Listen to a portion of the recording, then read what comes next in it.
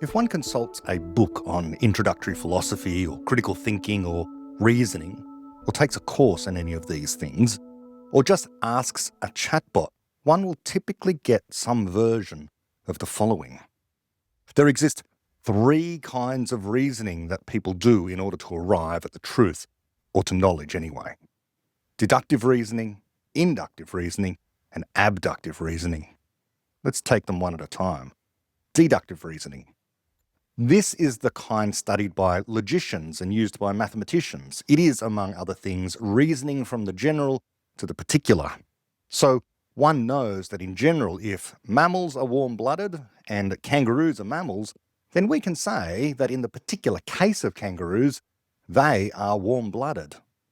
Or perhaps one might say, if some creature counts as a mammal, then it must feed its young with milk. If someone finds a new thing slithering across the grass and watches it for a while and notices it feeds its newly hatched young with regurgitated worms, then that thing is not a mammal. Now, that last example, the example of refuting a claim, is technically known in logic as modus tollens.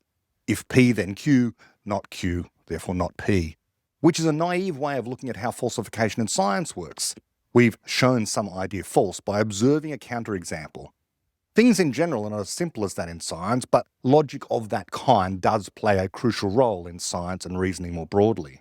Now, beyond deductive reasoning, we are told there exists something called inductive reasoning. Here, we reason from the particular to the general, observe a number of white swans and eventually conclude all swans are white, or observe enough sunrises and conclude the sun will rise tomorrow. Okay, so now everything turns on the question of what amounts to enough. The Scottish philosopher David Hume, among others, have noticed it doesn't matter how many times one observes something to happen, one is never entitled to draw the logical conclusion that either all swans are in fact white or predict in any logically rigorous way that the sun will rise tomorrow. And we all know anyways that there exist black swans and there could always have been black swans. And if you travel to Antarctica in July, you'll notice pretty quickly the sun won't rise tomorrow or the next day or any day for another few months, even if the day before you experienced a lovely sunrise in Auckland. So induction, though pointed to by courses, books and chatbots, all seemingly reliable sources of information on reasoning, they all seem to be pointing to something illogical. Or is it? It seems like every other paper written on deep learning or machine learning or recurrent neural networks or LLMs these days and how they reason and work, they invoke inductive reasoning or inductive bias, which are about finding patterns. I shall come back to this very shortly. But at this point, it would be remiss of me to mention the third kind of reasoning mentioned in these introductions to thinking or philosophy and so on, and that is known as abduction. Abduction is a fancy philosophical term that basically means guessing or hypothesizing. It is sometimes defined as inference to the best explanation. Now, anyone out there who's a long-time listener to Talkcast will know that's not an easy thing to infer, inference to the best explanation. Figuring out a best explanation when we have none at hand is often very hard. And if we have two otherwise good explanations but for the existence of the other one, then we need to make a case using arguments and sometimes experiments. Anyways, just know that it seems abduction is a word used by some to disguise what they don't understand by making use of a term that's just been invented. Simply naming a thing does not mean one understands a thing. In this case, abduction is rather like the term dark matter. It's a placeholder for a mystery, something lots of people have taken a stab at understanding, but almost everyone seems to have the wrong end of the stick on. Karl Popper and David Deutsch have got us furthest when it comes to explaining what inference to the best explanation is all about, but will admit, as I do now, no one knows how we do that. That is the mystery of creativity, and if we knew how to do it, as we know how we do deduction, we could program it. By the way, we know that we know how to do deduction in general because calculators calculate proficiently, because arithmetic, among other things, is a deductive system. So here is the first claim. We understand deduction well, but we can always add to our ways of deducing things by improving our methods of logic, mathematics, and reasoning broadly. Induction, on the other hand, is illogical, and we'll go further in a moment and say it does not exist apart from creating explanations, or conjecturing in other words. And finally, abduction is just another term for guessing, or conjecture, or inference to the best explanation, and so on. And that, although we know it exists, we do not know how we do it, even though we do indeed do it all the time. It is our defining characteristic as people. If you like, our capacity to explain comes down to this. And for what it's worth, it was Charles Sanders Peirce who created the term abduction in an attempt to explain or describe or outline how new hypotheses enter science. Well, of course, he never actually explained it. He just labelled that process, hypothesis formation, as abduction. And as a term for labelling the process of how new hypotheses enter science, the term abduction, to me at least, seems to attempt to reduce creativity, that term which labels what is truly going on, to something mechanical.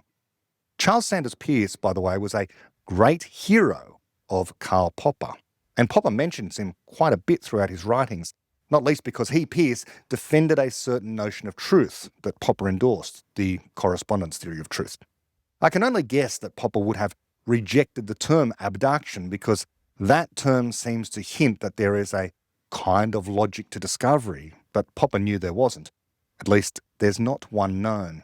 There's a logic to refutation or falsification, of course. The logic of falsification, that's a deductive process. But creativity is unlike this, and our best guess about creativity right now is that it is genuinely real as protons and parrots. It exists because creativity has things come into existence that did not exist in any form before. And creativity is what our minds are able to achieve. How? Well, we don't know. And for now, I won't go down that road any further for the moment. I'm here to talk about induction and how it's used or said to be used in deep learning or machine learning or artificial neural networks, call it what you want. Let's take a trivial example that almost no mathematical understanding is needed to appreciate. Here is a table of values. We've got x values here and we've got y values. They're known as the ordinates and together the coordinates. And the x values are going 0, 1, 2, and the y values from 1 to 3 and to 5. Let us say this data is collected by some artificially intelligent data collector who is then said to use induction to predict what happens next and perhaps fill in the table. It might, for example, be an AI-powered vacuum cleaner looking to plot a path across the floor. It's gathered these coordinates so far as it moves across the floor and then is trying to figure out where to go next. Well, these deep learning networks are indeed programmed with what is said to be an inductive bias. It's just called that. It doesn't mean it's using induction, that's just a label. It means the pre-existing code that tells the system what kind of pattern to look for and then to extrapolate. In other words, the system has been encoded with the knowledge that the programmer has, and the coder in this case, for the sake of argument, may well encode instructions that cause the AI to at first attempt a linear fit to the data. This is called curve fitting. So can a straight line be drawn through those data? That would be one way to fill in the rest of the table and extrapolate it off to literally any arbitrary x value to find any arbitrary y value. But you, as an intelligent person, may already be able to see what comes next just by figuring out the pattern. It seems clear the x values are increasing by 1 each time, and so the next x values will be 3 and 4. And as for the y values, well, it just looks like they're the odd numbers, so the next ones would be 7 and 9. Now, is there a way of relating x and y? Yes, there are multiple approaches people might take at this point. Sketching the line may help. Or some may notice that the y values are increasing by 2 each time. This implies that we have something like y equals 2x. So the y is approximately 2x, but not exactly. It's off by 1. Well, we can make a correction to that by just adding 1. So y equals 2x plus 1. And there we go, we're done. We've found the formula that fits. We can curve fit the data. Now, the thing here is some people call this process that I've just gone through induction. After all, we have moved from the particular to the general, have we not? We can even sketch the graph representing the general rule. Yeah, this is a law, if you like. Here's what that looks like for the data we have. Now, the straight line joining this data and then extrapolated allows us to find any arbitrary x value. Okay, so assuming a straight line between the points and assuming we can extrapolate to infinity is a lot of assuming, especially in the physical world. Assuming a straight line connects these data is a substantive guess about what's going on in the real world. The guess about the straight line comes first. You need to first have the idea, this is a straight line, and then figure out exactly which straight line, the one joining the dots. It is a conjecture, and it is a conjecture made by the programmer instructing the computer to look for that particular kind of thing. And here's the thing in the real physical world. Rules like this are frequently violated eventually. It might very well work between 0 and 2 and up to 3 and 4, but eventually something unpredictable might happen in the real world. My go-to example is that in controlled environments, when you heat water in a pot and measure the temperature every few seconds or perhaps every minute, you'll get something close to a straight line. But if you think that you'll get a straight line forever, you'll be surprised or disappointed perhaps when the water begins to boil. At that moment, the temperature ceases to increase. No amount of predicting or extrapolating or data collection prior to boiling could ever have told you that. Not without a good explanation of what's going on with water when it gets heated. And by the way, all the data collection of that kind in the world could never tell you why. It would never help you create an explanation of what's going on. That takes moving away from the data and thinking, and perhaps doing other experiments as well. The truth of the matter is water is made of molecules, constituted of oxygen and 2 hydrogen atoms, making that molecule highly polar. One end is slightly more positive than the other end. The molecules stick to each other very well under electrostatic attraction, and boiling consists of breaking the intermolecular bonds. That takes energy. And so when heated, the liquid at the boiling point does not increase in temperature because the heat goes into breaking the bonds of the molecules, turning them into vapor. And that heat is known as latent heat. And that whole explanation was not extrapolated from the data and never could be. Not only could a valid prediction not be made given the limited data, the explanation consisted not of numbers in tables, but words and concepts. Things like molecules and forces of attraction and latent heat and so on. Things that had to be discovered and created as knowledge in the mind of scientists who figured out all this stuff. Now, this might seem simple. That table of values and straight lines, all very simple to the point of triviality. But the point is not that all such calculations by AI or LLMs are so simple, but rather they are different only in degree, not in kind. Some might use linear regression or curve fitting that involves something more complex than a function where the highest power of x is 1, but it's all the same idea. We could have 5 variables rather than 2 and powers up to 10. It makes no difference to what is happening. What is happening is curve fitting and extrapolation.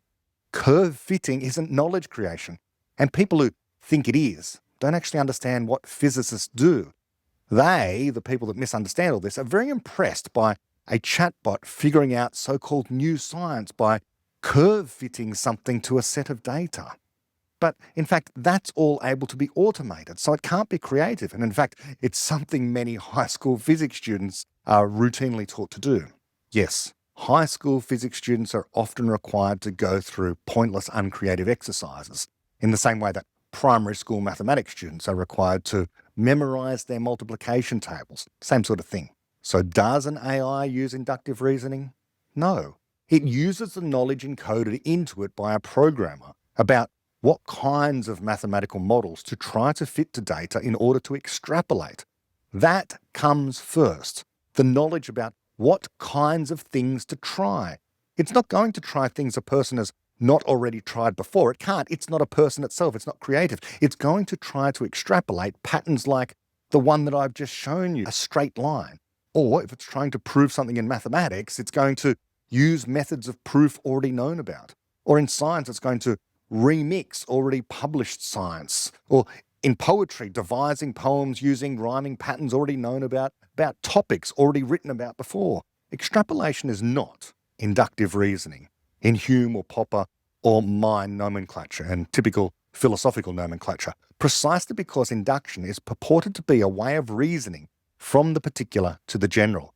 In particular, it's supposed to be a way of creating new knowledge, of creating new explanations. It was supposed to be a way to account for what is going on in science.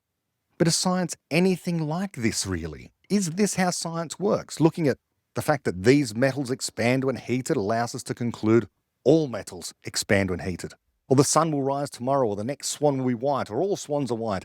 Notice those are all predictions, not explanations. And they are all made only because someone first creates the conjecture, not a good conjecture, but a conjecture or hypothesis nonetheless, that this trend should continue in some particular way.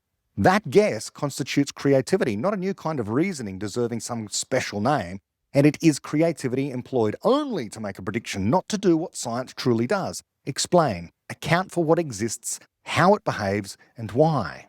We don't do chemistry by testing if aluminium expands when heated and then go through iron and gold and conclude, because all these metals so far have expanded when heated, then therefore all metals will expand when heated. Instead, we create an explanation of atoms and metallic bonds and what an increase in temperature amounts to in terms of the vibration of particles. And again, we're not observing metals to determine all that. People figured that out long before anyone saw with their eyes, looking through microscopes, particles vibrating faster in metals and therefore spreading apart. In fact, I don't think they've ever seen that, in fact, but it is part of the theory. And all swans are white? That's not science. Science says swans are birds whose feathers evolve to suit an environment. And because the mutations are random, then in some places with snow, white is suitable, and in other places where there are bushfires, black feathers, which look a bit like charred wood, have offered an evolutionary survival advantage. And the Earth rotates on its axis once every 24 hours or so. And so this means that in many places the sun appears to rise in the east and set in the west. But because it's on a tilt, not always. Those are explanations. Those are what science is about. And those kinds of explanations might well be encoded in part into LLMs and AI and other deep learning systems, who then use rules the humans have already figured out as attempts to find those same patterns in the world. We already know and have long known about linear trends, straight lines, so it's no accident that robots and other AI find linear trends or other patterns we've already found before in some general form. We do not induce, whatever that might mean, explanations from data. That's impossible.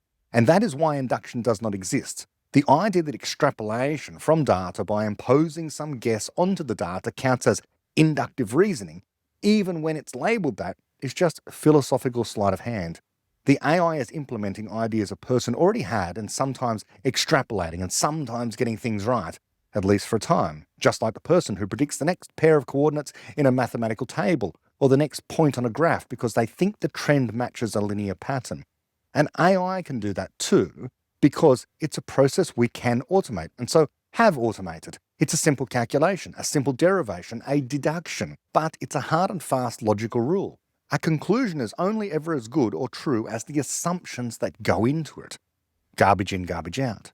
And if one assumes a linear trend where there just isn't one, it doesn't matter if you're a person or a computer using the rules of inference, the rules of logic, a deductive method perfectly well, you'll go wrong in the end. Because if the real physical world throws up what it often does, the unexpected, you'll go wrong. And that is why deduction alone never gets us to the truth, and why induction is a label for a process that doesn't exist in any different sense to what is actually going on, a prediction based on a guess already made about the fact some trend will continue. But with induction, there's no good reason why. After all, if there was a good reason, we'd just talk about that good explanation and what it implied about the future. The only possible way to extrapolate is to first have some theory. Namely, this trend must continue or will continue, like the boiling water example. The temperature does indeed rise approximately linearly for all temperatures between the freezing and the boiling points for constant heating of some substance. But why should it continue to be linear during or after boiling. Absent an explanation, it's prophecy. None of that needs to be called induction. It's just an error. So say you're correct in your guess. Okay, great. But for those interested in explanations, no progress has actually been made when you make a prediction of this kind. In fact, you've just got a problem. Why is it linear and not something else? Science and knowledge creation is about the why and the how, not just the what, and assuming a trend will continue and finding it does indeed continue. Works, for some definition of works at times, that is the very rare exception. In the real world, trends fail all the time. The future does not look like the past, the distant not like the near, and the small unlike the large, and so on. Predictions based on data alone and trend lines, absent explanations, in the long run, they are doomed to fail. Induction simply cannot work because it does not exist. What is labelled inductive reasoning is mere extrapolation. And it is extrapolation that can only occur after a guess is already made. The guess that the trend exists and will continue. That's not a method of reasoning, it's just poor logic. And for someone interested in making actual progress, entirely unfulfilling, because it does not even purport to be about explanations of how things work and what exists. Because we people are not just pattern matchers. We are problem havers and problem solvers. We are explainers and creators. We want to understand things, not just guess at what will happen next without ever knowing why. AI, machine learning, deep learning, or recurrent neural networks do not use inductive reasoning. They do not use it because it does not exist. They may use pattern matching of a kind, or linear regression, fitting straight lines, or curve fitting and extrapolation. That's all fine. But that is implementing guesses already made by the programmer and attempting a kind of deduction that sometimes works and sometimes doesn't. It's a process of generating predictions from existing explanations that may or may not be appropriate to the situation. People can call all of that inductive reasoning if they like, just as they can refer to empty space as the ether. That doesn't mean either thing actually exists, and it especially doesn't mean there aren't better ways to talk about all these things and explain what is really going on without ever requiring us to invoke completely misleading labels.